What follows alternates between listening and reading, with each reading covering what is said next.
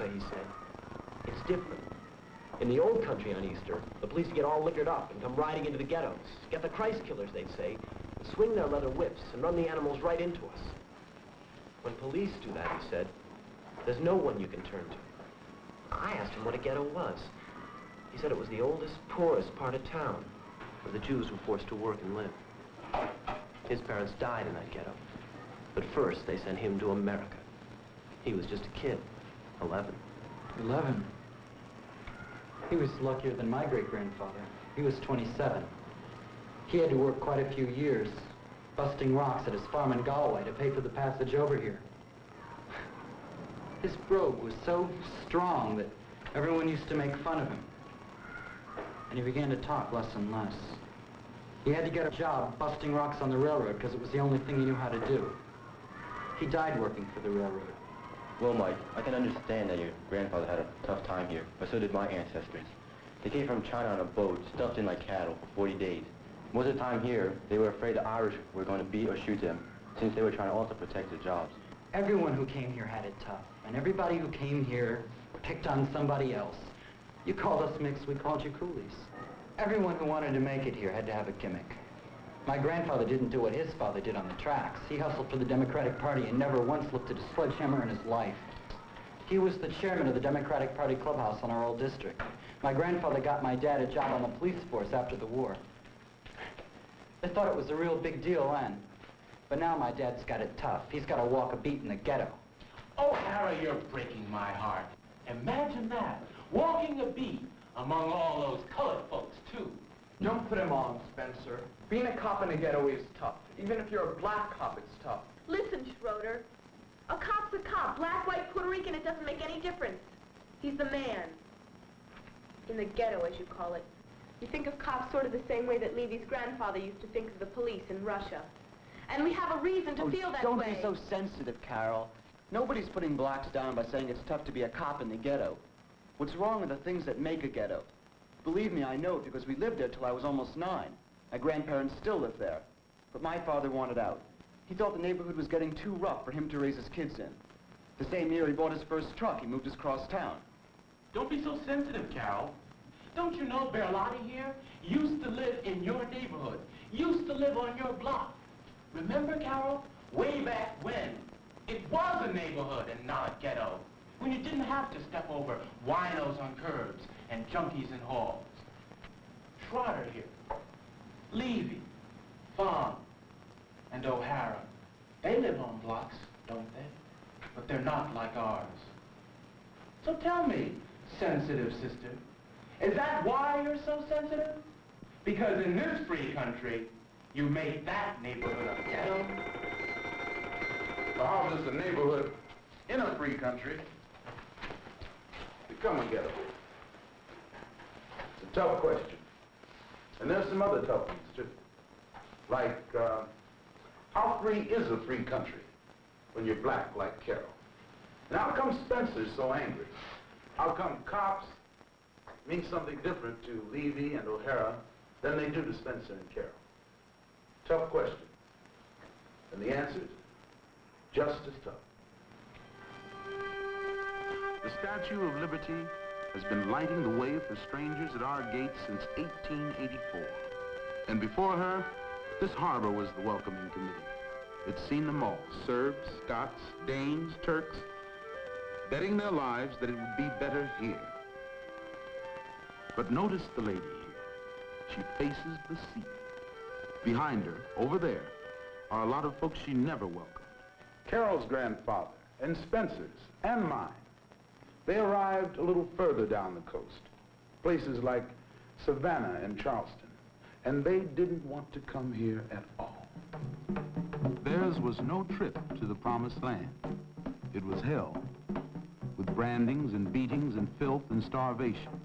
No one knows how many dragged their chains over the side, drowning, rather than submit to a life of slavery. Well, we're the descendants of the survivors, the immigrants from America.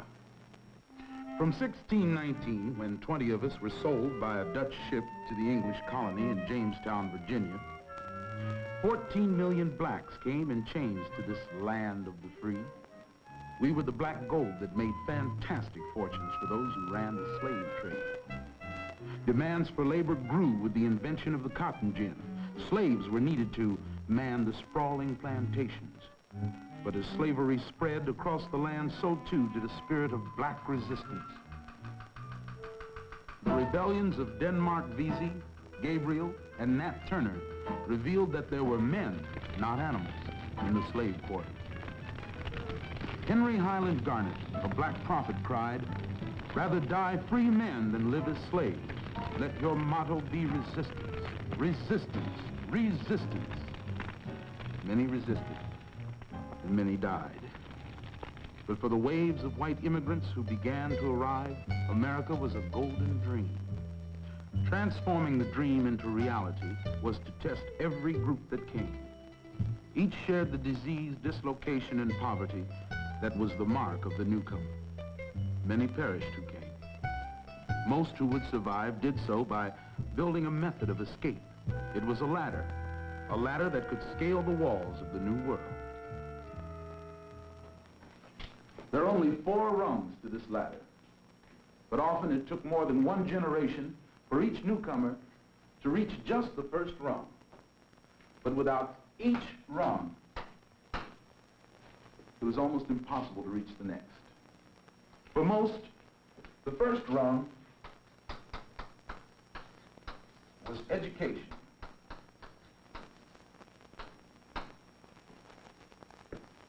Education was intended for everybody. It was to be the real passport by which the new American could compete for better jobs.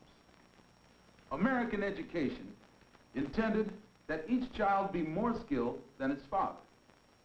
See, skills meant money. Money one could save, money one could invest in things that made more money. And this we call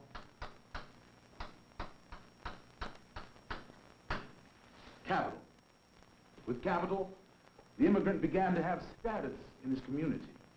Now, to protect this position, he began to get involved in politics and in the affairs that were affecting the things that went on around him and within his community. This is power. And with political power, the immigrant was able to shape his community or move out. And with this ladder, this 4-rung ladder, he was able to scale the walls that bound him in. Okay, if my father used it, how come the same ladder wasn't used by them? Well, for the black immigrant from the South, for Spencer's grandfather, for Carol's father, for mine, no ladder existed. And the walls that bound men were much too high to leap.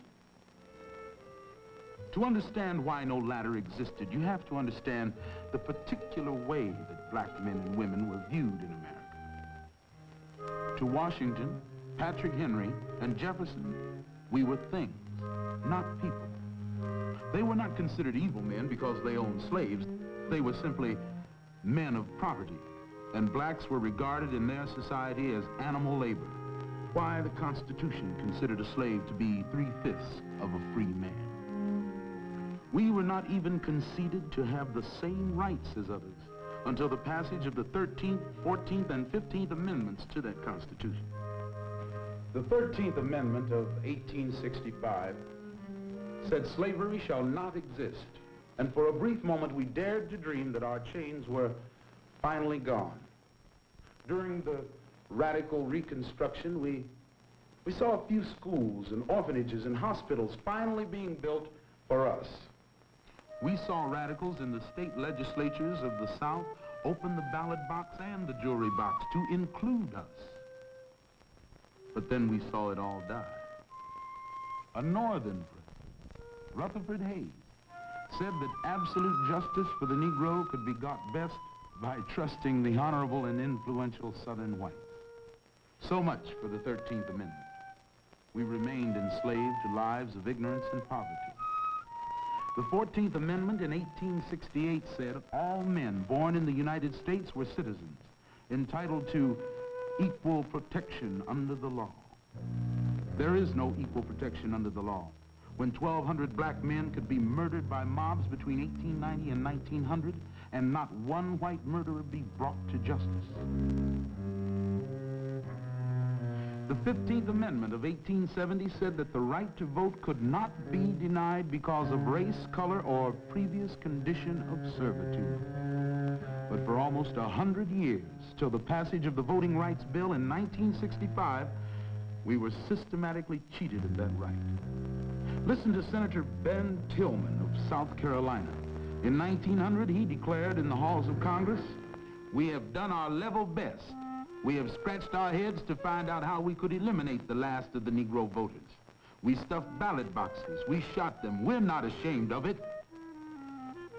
Finally, mechanization of the southern plantation and persecution began to drive us from the land to the towns.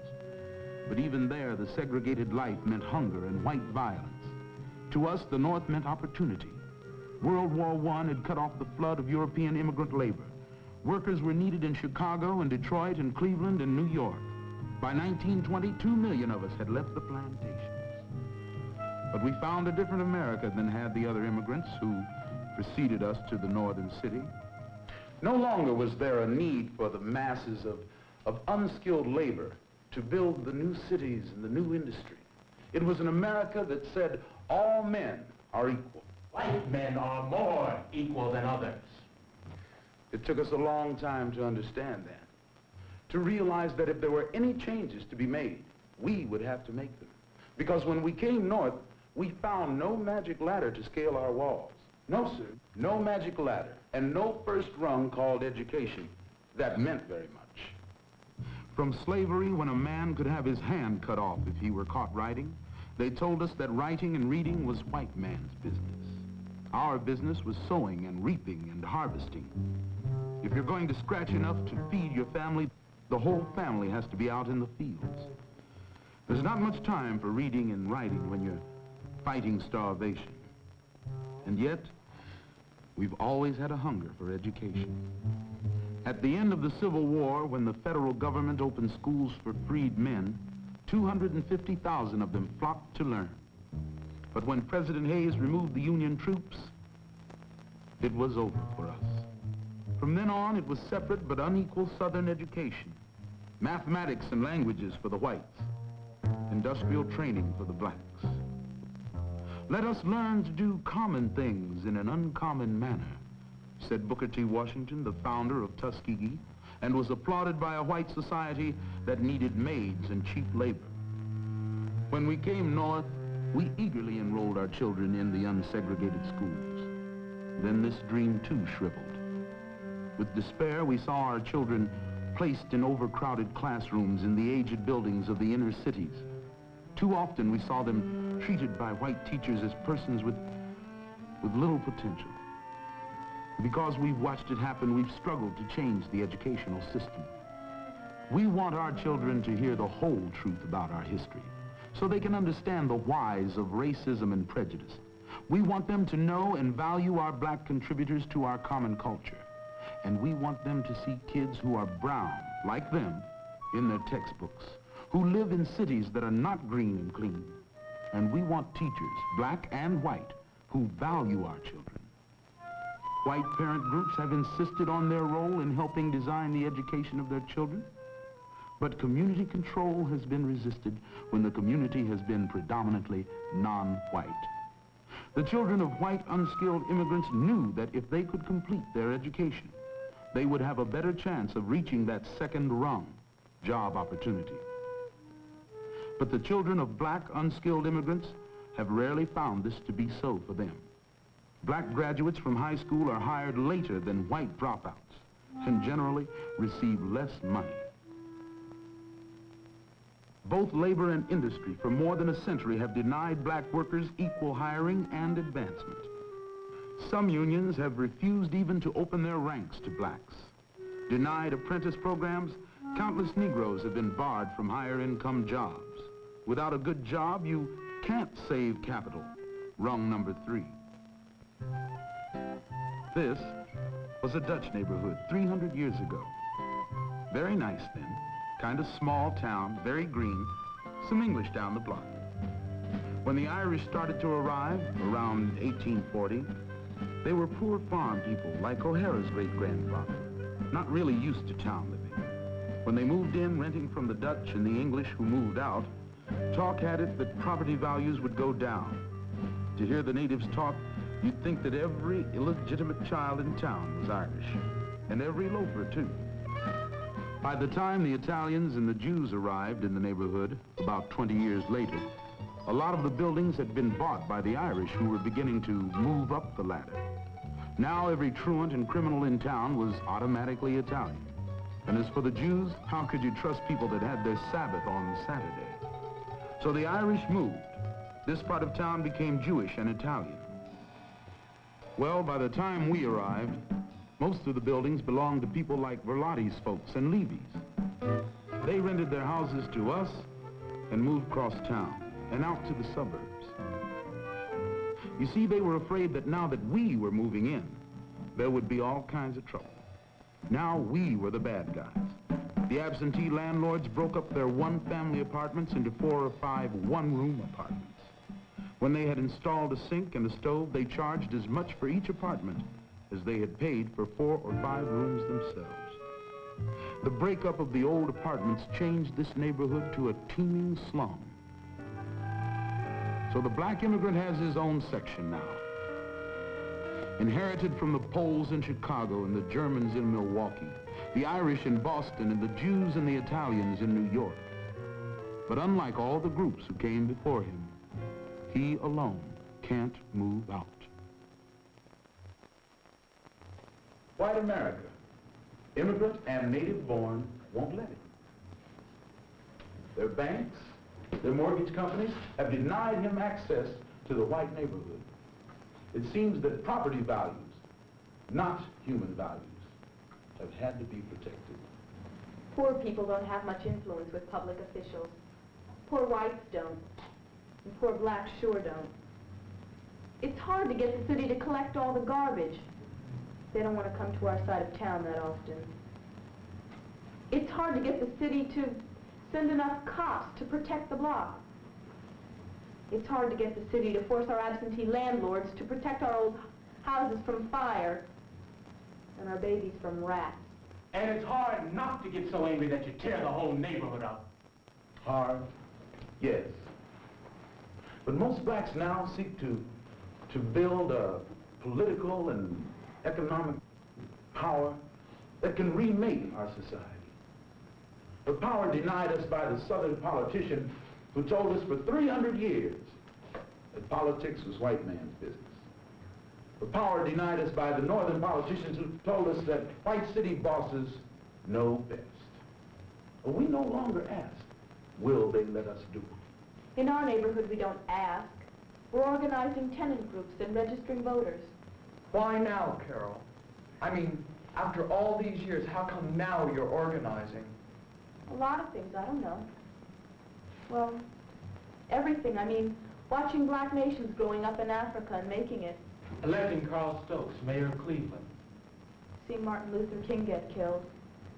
And Stokely Carmichael getting angry. Reading Malcolm X. Fighting rats and roaches in my bathroom. Watching Muhammad Ali jiving with those TV guys. Hearing the Supreme. Man, like it's time. It is time.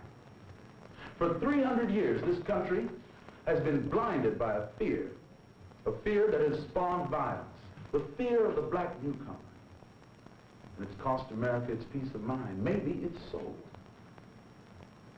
It's cheated itself of the talents of its black children. How much more time can it afford?